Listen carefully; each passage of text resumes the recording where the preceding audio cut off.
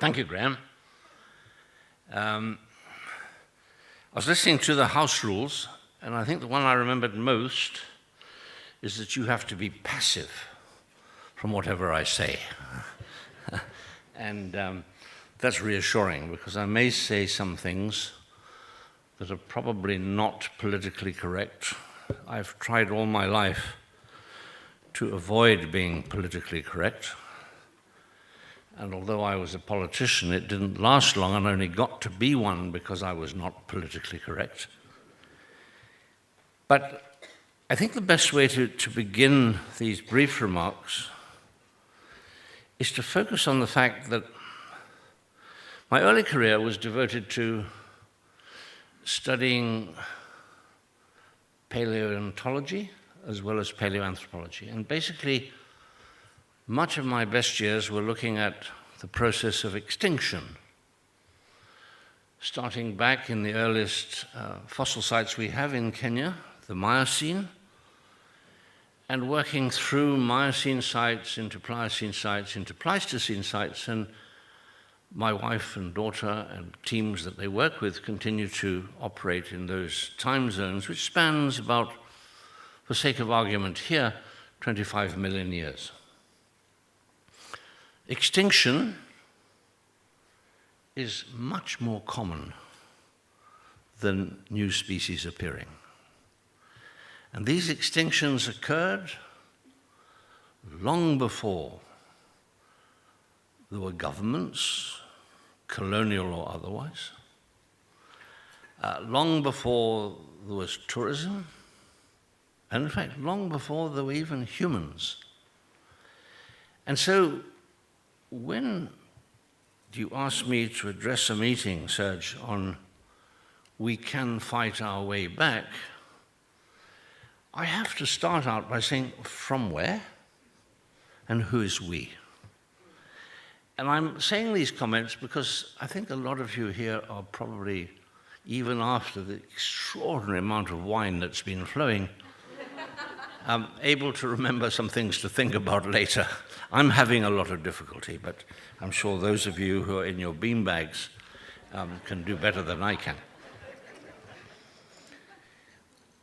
You talk about conservation, and you talk about fighting your way back as a business. And I would have to put to you, not a particularly attractive notion for everybody in this room, but if you really want to conserve biodiversity and wildlife in Africa, as well as elsewhere, but let's confine ourselves to Africa, the best thing you could do is put a stop on all tourism. People visiting sensitive ecosystems is inimical to the survival of biodiversity at the best of times, as we have seen over the last 25 million years. People are intrusive. And if you want to fight your way back, and I'm not sure we will have a chance to discuss this from the stage, but from where, the point I would make to you is that we have to fight, but I'm not sure from somewhere, but to somewhere. And I think it's a very important distinction in the phraseology I would use in my few brief remarks this afternoon. Let me first of all make the comment that many years ago in the United States of America, they decided, the president of that country and some of the leaders, decided that there was a lot of human development taking place, big farms, the buffalo had gone, the wolves had gone, a lot of wildlife had disappeared, but that perhaps they could create these sacred areas like Yellowstone and Yosemite and some of the national parks. And that they counted on national parks being the last stand, if you like, for extinction. And their success, or as is often the case, the American representation of their success, excuse me, Americans, but I have to be blunt, caught on. And amongst other countries, the colonial authorities, the British, the French, the Germans, the Portuguese, not to mention others, decided that having done their best to annihilate wildlife in the colonies, the time had come to follow the American example and create some national parks. And I think all of us in this room could look back and applaud what seemed then, and probably still seems today, to be a particularly good idea. Because if your national park is secure, you can control what people do in there by strict rules and the application of strict rules, then what is there will always be there.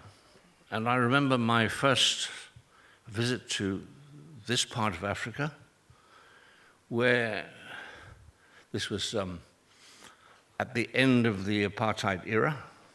I had been banned from expressing myself here because I couldn't get in. But having got in, I was invited by a friend of mine, Robbie Robinson, to talk to the conservation community.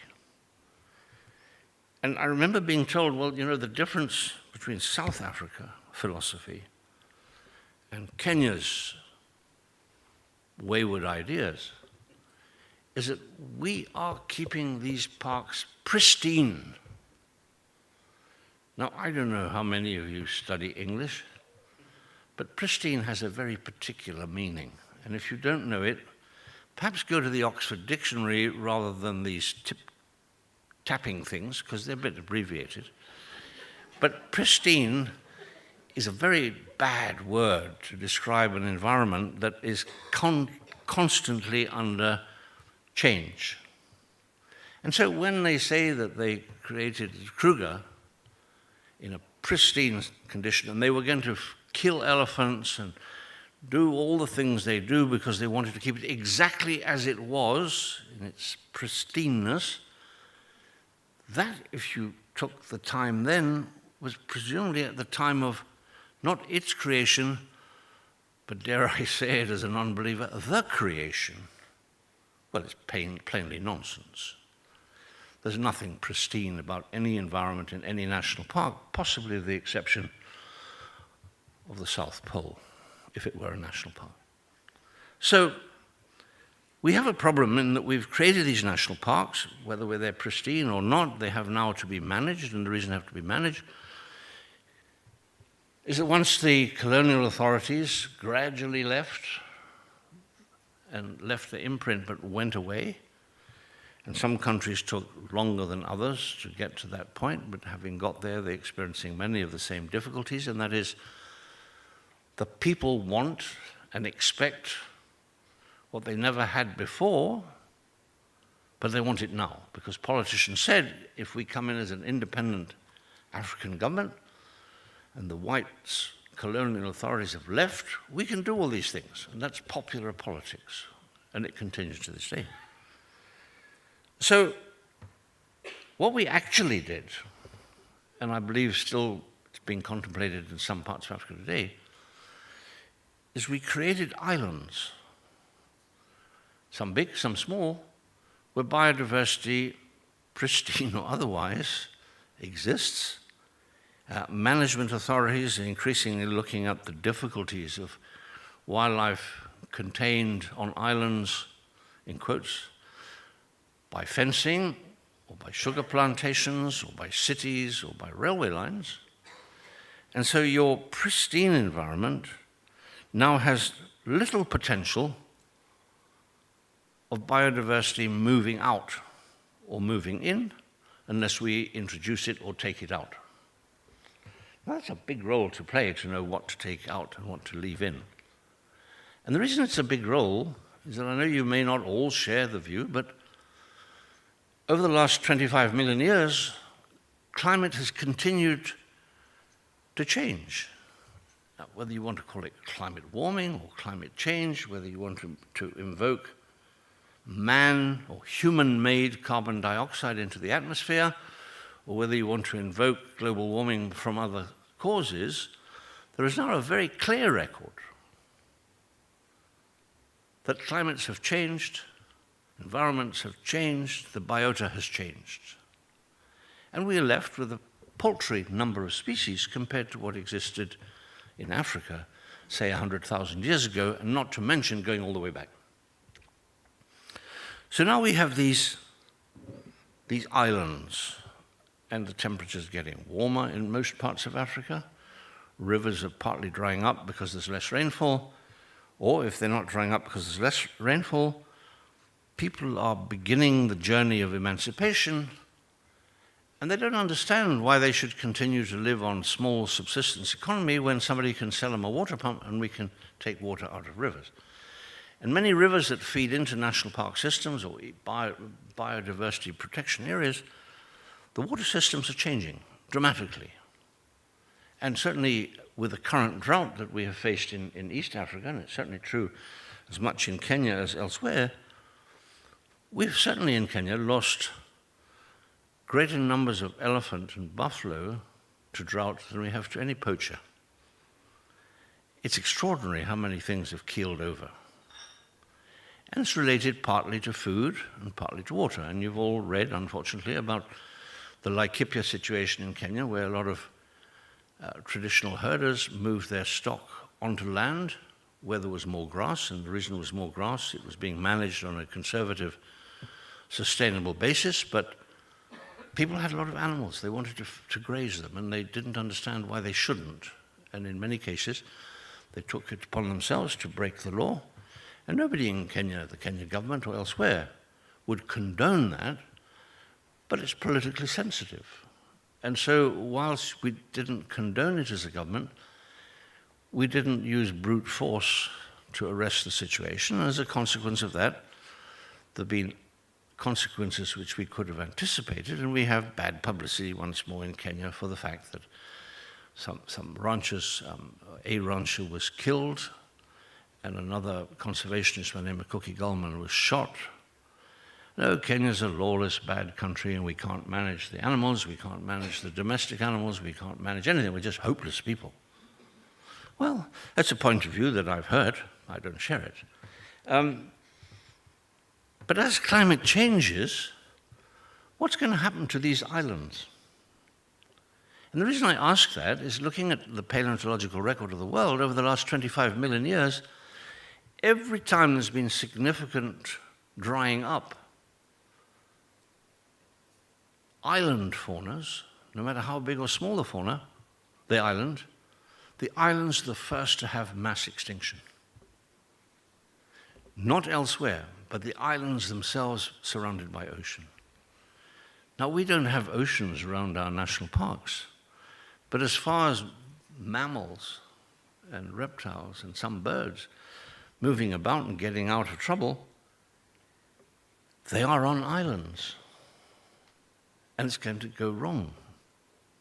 Now, when I hear, and Serge, I'm not being personal, but when I hear you say, we will fight our way back, and you show me an American baseball or soccer team, I don't know what it was, shouting and behaving like delinquents about how they were going to get back from defeat, maybe, but we're not defeated.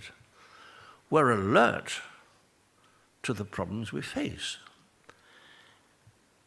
And I would sense from talking to some of you in the last 12 hours I've been here, including to you, Serge, that what you're talking about is scaling up non-invasive tourism to wildlife areas.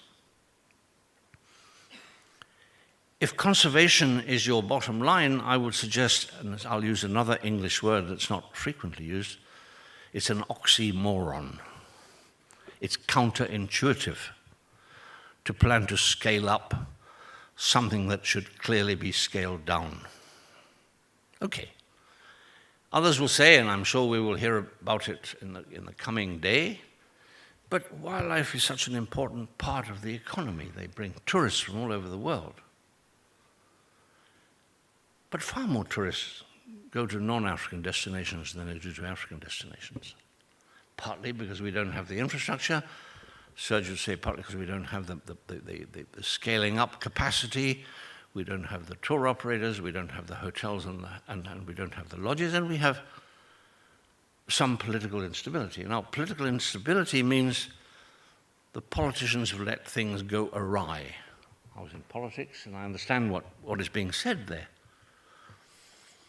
But with the greatest respect, a group of white Africans, as is assembled largely in this room, have virtually no political capacity to influence. Money doesn't do it alone, and the amount of money you people are generating with the highest regard for your business plans is peanuts. And the reason I say that, as some of you know, I was persuaded to run the Kenya government as Chief Secretary, Secretary of the Cabinet, Head of Public Service, and God knows what other titles I had to live with. But the sort of money that the tourist industry was offering us and the amount of opportunities it was giving us meant that even having come from the Kenya Wildlife Service and now in a position to control the national budget for 2 and a bit years, I couldn't justify spending any more money on wildlife given the fact that our kids weren't in school across the country, our health systems were in collapse, our infrastructure was gone, and so on and so forth. So when you argue that it's money and employment, of course it's money and employment. And I would think there's no African government which wouldn't want to say thank you. But it's not a lever or a lever. It's a contributing positive component. I look at your glossy magazines that you advertise some extraordinary lodges and opportunities for safari and boutique restaurants, and I ride in airplanes, you see all these things, particularly here in South Africa. You're brilliant at offering visual and vocal wordage about how magnificent the experience is. But I would put to you that you're not African-friendly in the way you sell your product. We need to have the majority of tourists paying money to go into a national park with a darker skin than most of your clients have at the moment. Racist, they say. Well, not really.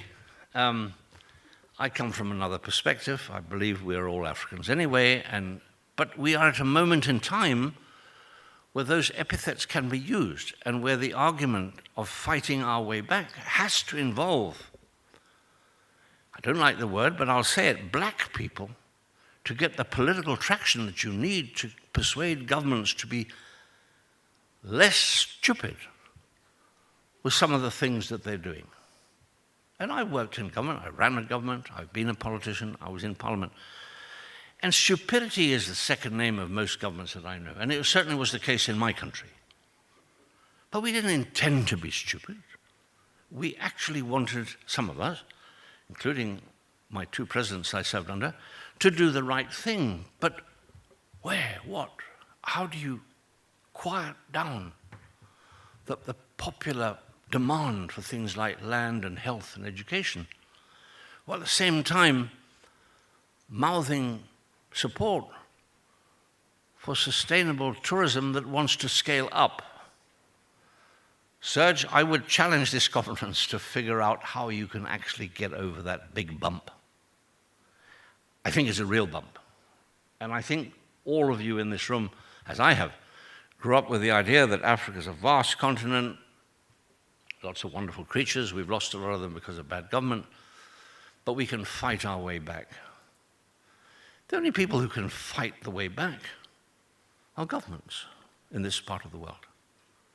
Governments can be inspired, governments can be encouraged, governments can be led, but governments can also be, what's the word I want, infiltrated. And you can get people into government who are already conservationists in their thinking. And this means starting earlier on in life with schools and colleges and getting a body public that has a lot of people in it that actually believe in the same things that you all believe in, whether it's attained through tourism or whether it's attained through some sacred notion that it's only right that all species should survive and we shouldn't do any damage to the planet we're living on. Those are perfectly valid points of view. But as a dare I say, an aging old chap here who's had a few battles in his life. I think there are far too many people who are inclined to be politically correct and talk behind curtains about what they really think and don't go out and say it, who don't reach out, who people can make a difference. And I think, as Graham said, I took issue with him. Was it really 30 years ago, Graham? Oh, he's gone to sleep. Are you there? Was it really 30 years ago? You know, Kenya is not a bad place. We're very proud to be Kenyans, and we're very pleased with what we've achieved. Have we made errors? Of course we have. Are we going to make errors? You bet we are. Are we making them now? Certainly. But the way forward involves the private sector, of course. It involves the communities, of course. But in Africa, in 2017, 2018, it has to involve government. And if you think you can go around a government, or governments, because some countries now have national and the next layer down, provincial or county, these governments are not made up by, in many cases, cerebral people. These are populists. And you need to fashion arguments and fashion examples and fashion programs that are politically edible for people who want elected office. Now that's a hell of a challenge to set to anybody, let alone a discussion group here in this extraordinary place called Cape Town. I joke and say I'm looking forward to going back to Africa on Tuesday. Because this ain't where I came from. But that's by the way. I mean, we marvel, we're in some ways a little jealous. I'm particularly jealous because, as Graham said, I do make some wine, one of the few people who've managed to make it. I don't like to be served wine that is consistently better than mine. But and it's not a question of fighting my way back on my winemaking. I've got to fight my way forward. And that, I think, is the adage that I would really like to emphasize with all of you. And I know that I'm not being particularly helpful to the conference. I was asked to come. I accepted to come, not knowing at all what I was getting into. I still don't, but I will probably know a lot more by the time I leave. But I think some of the points I've made, perhaps you didn't like to hear. But if we're going to save wildlife, which I think is a fundamental given that we must, wherever we live, we cannot let this planet lose any more species than we're losing. We have to find a way to stop the carnage and the destruction through monoculture agriculture, by polluting our waterways, by polluting our skies, by killing off the grasslands that support the wildlife and the ecosystems and leading to ecological collapses. It's not easy because people want to make a living, and the people who are on, if you like, the hard edge of this are herders, pastoralists, subsistence agriculturalists, who simply don't have the advantage that most of us have had of enjoying wildlife. Wildlife is a pain in the neck for most people in Africa, where there's still some left, because it doesn't understand the rules, Serge. It doesn't understand that whilst lions are magnificent to watch, that they don't understand, but why do they have to come eat my cows at night? That's not very fair. Why do these elephants seem to know, just because I dam the river and keep the water where I am, how do they come upstream out of the park and then break my pipe so they can have a drink, find a few cabbages and bananas, and get back before dawn? But this is what's happening. And it will continue to happen until we can replace some of the fundamental elements in these ecosystems.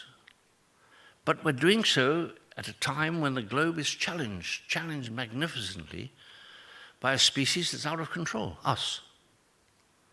We are the problem. We are the threat.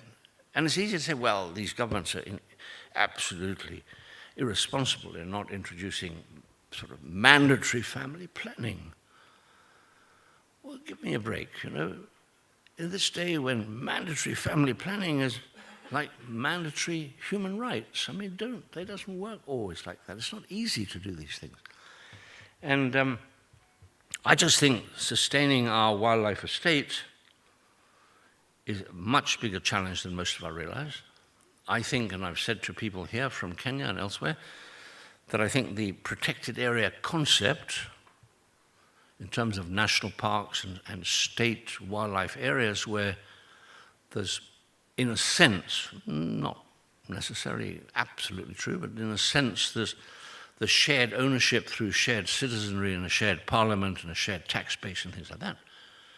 But then there now, and the people here will talk about in the next few days, there are communities where the leadership of the communities want to run wildlife. And they're drawing tourists into those areas because they're promised boutique lodges and no cattle. But they didn't send the cattle to slaughterhouse. In many cases, they sent them far away, and they're finding their way into the national parks and national reserves. And I've had many foreign tourists say to me, you know, we went up to X and Y place. We didn't hear a cattle bell. But we went into Tsavo and Amboseli, and we went into Meru National Park, and all we heard at night were cattle bells and moo and things. Not a lion, not a hyena, not a... Well, something's gone wrong. And can we blame the conservancies? No, it's a good effort to try and do something. Is it going to work? People here will argue with me, but I don't think it's a long-term solution to a huge problem about Africa's rightful desire to develop an economy for the majority of its people that is beyond subsistence and mere survival.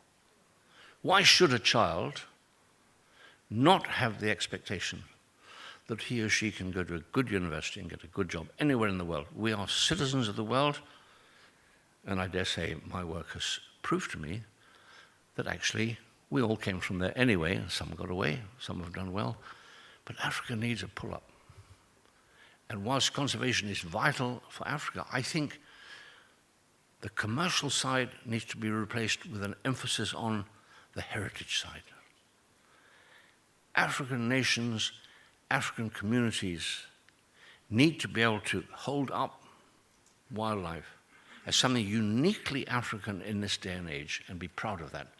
If it makes money, good. If it doesn't make money, find the money to keep it that way. And I think this is part of the challenge that we face. And I do respect and admire, Serge, your enthusiasm for fighting your way back.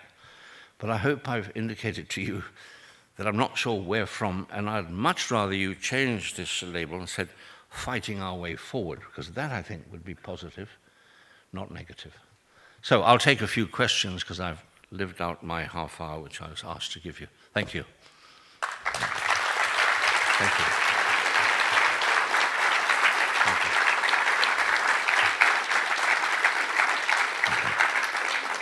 And we're allowed 2 or 3 passive questions. Passive being the order of the day, according to Serge, who's lying on his back there thinking of how he can be mean to me and still be passive. So who'd like to start? Yes, please. What can I do?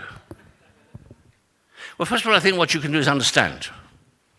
And I think, truthfully, an understanding across cultures, across countries, is extremely important. Secondly, I think you can continue to talk to people about the bridges that I've outlined that have to be crossed. And I would gather from what you said, you're from the other side of the Atlantic? Yes. Canada, American. Anyway. I have American friends who've gone back to Canada in the last few months. But I think what you've got to do is, first of all, wake up, realize we have a problem. It's not a panacea of simple solutions. Yes, I think you can support conservation efforts, but unless those conservation efforts are tied into national programs and actually doing things, I think you're not going to get very far, and yet eventually you're going to feel frustrated. Now,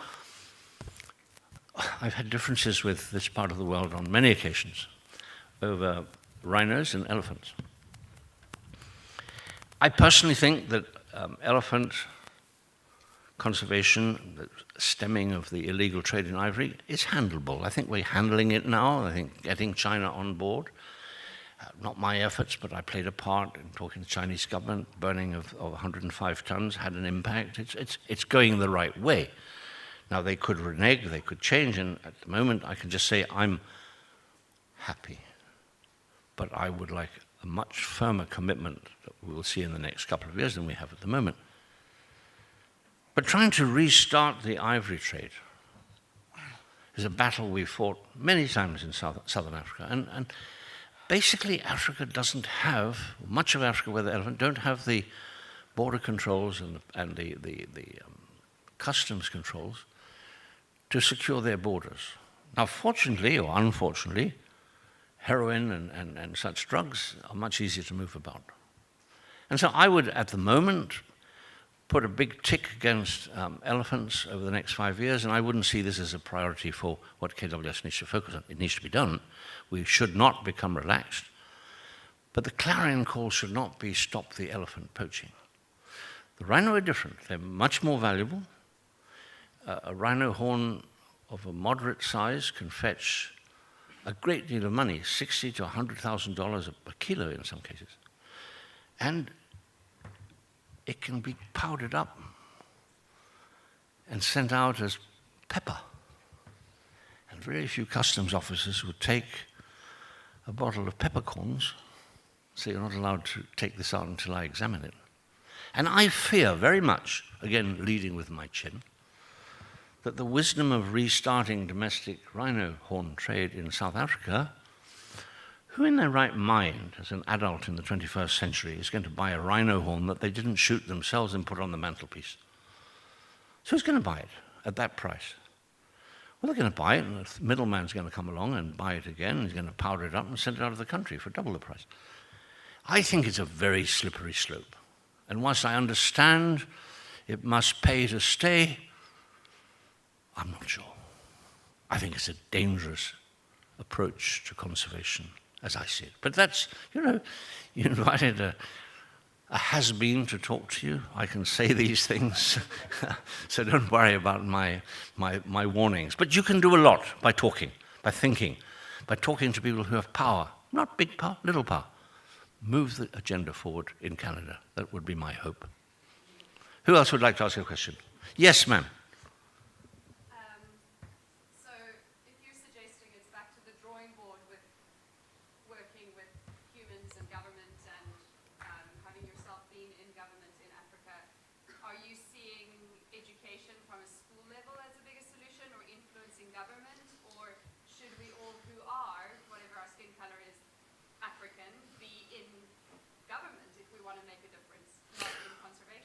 Well, I think far more people should be in government, yes, regardless of ethnic origin. Two, I think the schools are the right place to start, and it needs to be not educating, but simply getting involved. I quit school at high school, so I couldn't stand being educated. And the same feeling persists to this day. If you're going to educate me, please may I leave you now. But kids get excited, regardless of the color of their skin or anything else. If you get kids of this age, they can play games with books and these stupid things you tap on. I mean, you can get kids really excited about things. But they shouldn't just be wealthy kids. They should be all kids. Because far more kids from a poor or middle-income bracket are going to end up in some form of government in Africa than elite kids. So I think education from a very early age is tremendously important. I think not just in conservation, but I'm talking now, I spent a lot of time trying in my country to advance the cause of science, because we have a university system that is frankly very lacking in imagination or quality. Now we can get young scientists trained and excited and participatory. We need to put money into that. We need to put money in conservation into real scholarships, not from the communities that say, we like your lodge, we think you're wonderful, give us a scholarship for my son. But you need to have competitive scholarships at a national or a county level or federal level where kids can actually compete sensibly by essays and questionnaires, and may the best kid win. And when the best kid wins, she or he should be given a generous scholarship to go study and become great in what they do. It'll take 20 years to get enough of those people out and back, but it can be done. And we've been trying to conserve African wildlife for a lot more than 20 years, and we haven't done very well. And I'd come back and say it's because the African people have not been partners or drivers. Get the kids from an early age. Get them excited. Get them involved. Get the teachers involved. Don't talk down to them. Make them proud. You'd be surprised what I think you can do in any country in Africa today. That would be my honest opinion from what I see. I'll take one last question. Yes, sir, we have a gentleman. Sir.